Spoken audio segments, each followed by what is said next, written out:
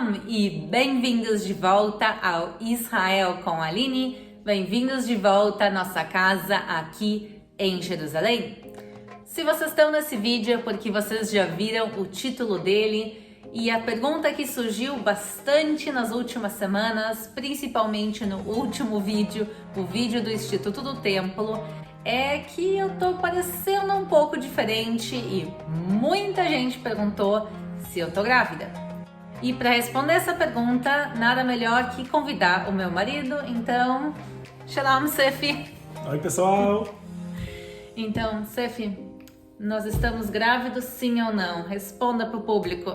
Sim, é verdade. Então, pessoal, essas são as notícias. Nós estamos grávidos. Agora, por que a gente não contou isso para vocês antes? É que no judaísmo não se conta nas 12 primeiras semanas, quer dizer, nos 3 primeiros meses não se conta. E por isso a gente segue as tradições, então nós estamos agora no 4º mês e eu quero contar um pouco mais para vocês sobre tudo o que está acontecendo, sobre como todas essas questões aqui em Israel, que são bem diferentes do Brasil. Mas eu vou me despedir agora do Sefi. Muito obrigada pela tua participação especial. Então, vamos começar. A primeira tradição que é bem diferente aqui em Israel e no Brasil é a questão de esperar para se contar até pelo menos a 13ª, se não até a 14ª semana. A segunda é a relação com o nome do bebê. Em Israel, não se conta o nome do bebê. Eu tenho várias amigas que estão grávidas no Brasil e eu vejo as lindas barriguinhas delas e elas dizem, olha, eu tô grávida da Laura, eu tô grávida do João.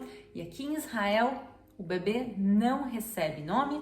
Os pais, claro, escolhem o nome antes, mas o nome só é revelado depois que o bebê nasce. No caso dos meninos, no 8º dia do nascimento se faz o Brit Milá, a circuncisão, se faz uma cerimônia bem bonita, com família e amigos, e aí é revelado o nome do bebê. E no caso da menina, se faz o que se chama Brita, que é também uma festa, amigos e família se reúnem, e aí se dá o nome da menina. Como eu contei para vocês, eu recebi o meu nome quando eu era pequena, o meu nome brasileiro é Aline, mas meu nome dentro da comunidade judaica é Ilanit, então esse foi o nome que eu recebi.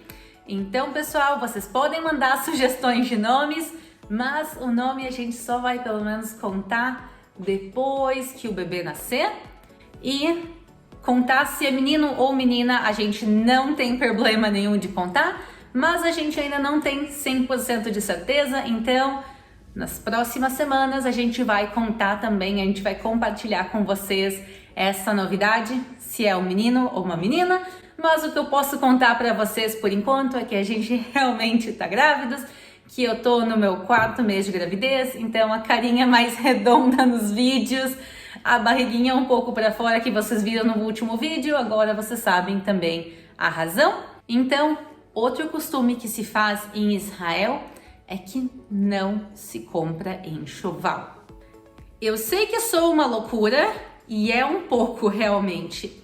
Parte das comunidades judaicas, principalmente as comunidades judaicas que a gente chama orientais, judeus do Marrocos, judeus originários dos países árabes, também parte dos judeus sefaraditas, eles não preparam enxoval antes do nascimento do bebê. O que significa na prática? Que eles vão, por exemplo, numa loja, escolhem tudo que tem que escolher, fazem toda a lista, mas a compra só é finalizada e entregue depois do nascimento do bebê. Então, junto com a chegada do bebê, é a chegada de todas as compras e toda a organização. Nos 3 primeiros meses, ninguém praticamente compra nada, todo mundo espera passar os 3 primeiros meses, mas tem partes do judaísmo que esperam realmente até o nascimento do bebê para comprar tudo e trazer para casa.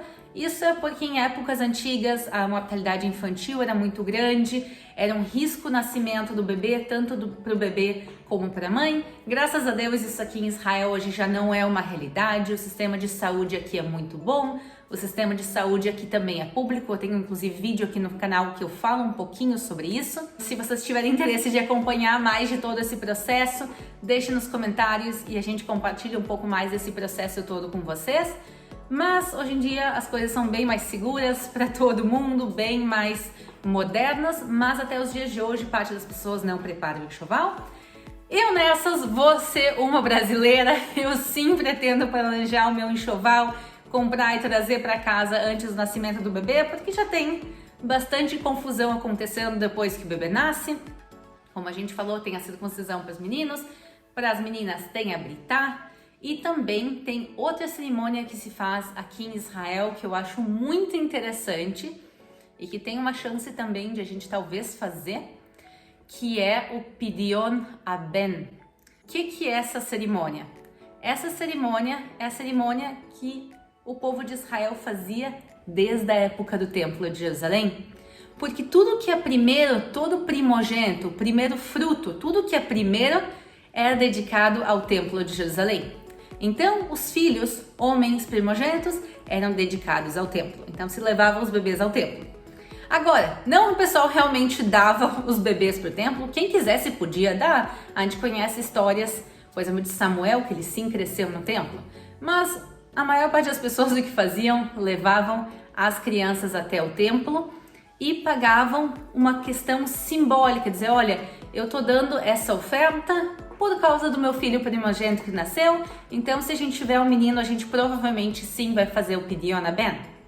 Mas, já que a gente não tem Templo de Jerusalém hoje em dia, como se faz essa cerimônia? Se faz essa cerimônia com Cohens, com pessoas que são da família de Arão.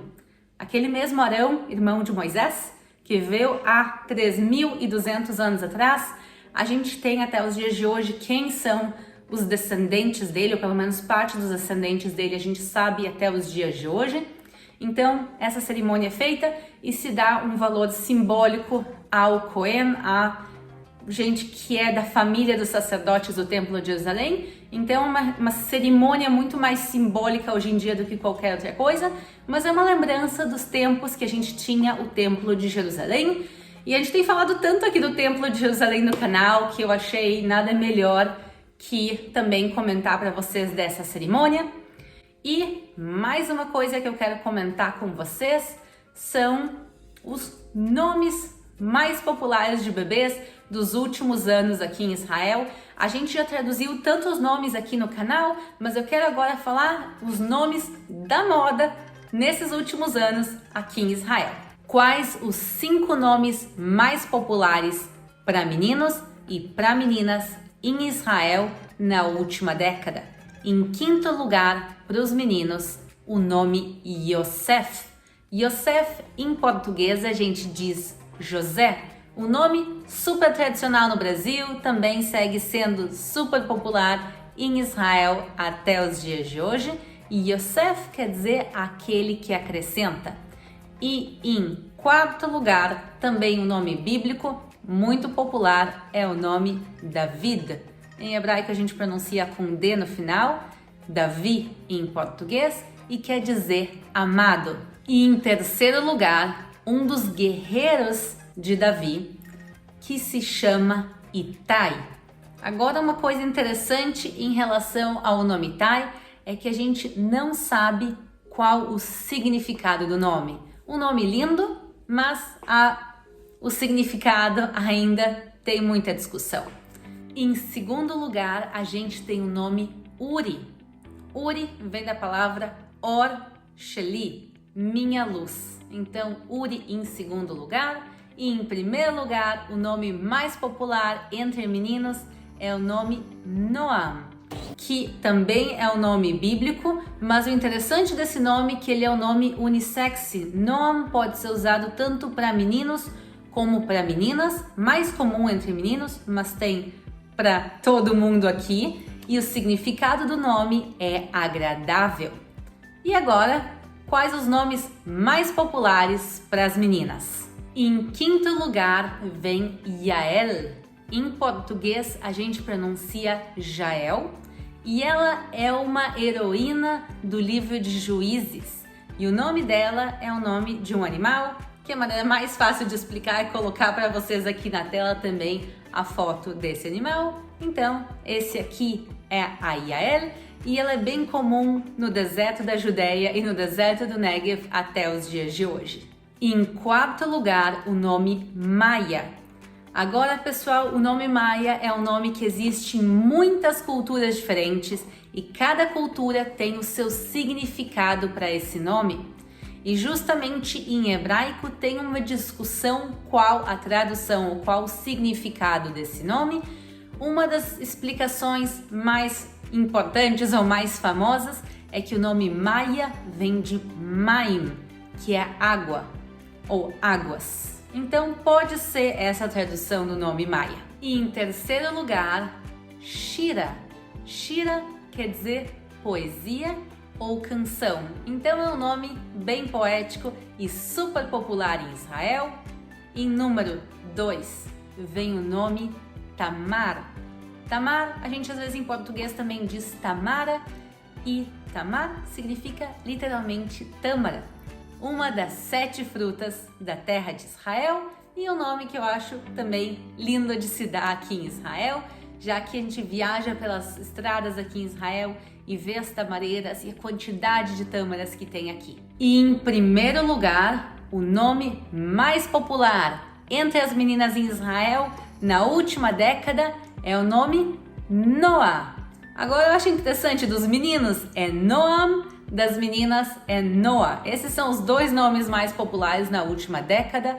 Noah é um personagem também bíblico, uma personagem bíblica. Ela é filha de Zelofeade, mas a gente tem um pequeno probleminha que a gente não tem certeza da tradução do nome dela. Eu sempre que faço vídeos com traduções de nomes, a gente vê que tem nomes que às vezes tem mais de uma tradução, mais de um significado, mais de uma interpretação e justamente hoje a gente encontrou nomes que tem menos, inclusive, que às vezes a gente não sabe a tradução deles, como Noah ou como Itai, mas eles são nomes bíblicos que seguem sendo super populares aqui em Israel até os dias de hoje. Bom, então eu vim aqui para dar as boas notícias para vocês. Nós estamos esperando agora a família crescer. Tem o Sef, meu marido, que vocês viram antes, a mim, o nosso cãozinho Skol e agora mais um pequeno acréscimo à família que vai chegar no final desse ano. Mandem suas perguntas aqui nos comentários. Eu agradeço o carinho de cada um de vocês. Não esqueçam de se inscrever no canal, de deixar aquele like pelas boas notícias. Um grande beijo e até a próxima!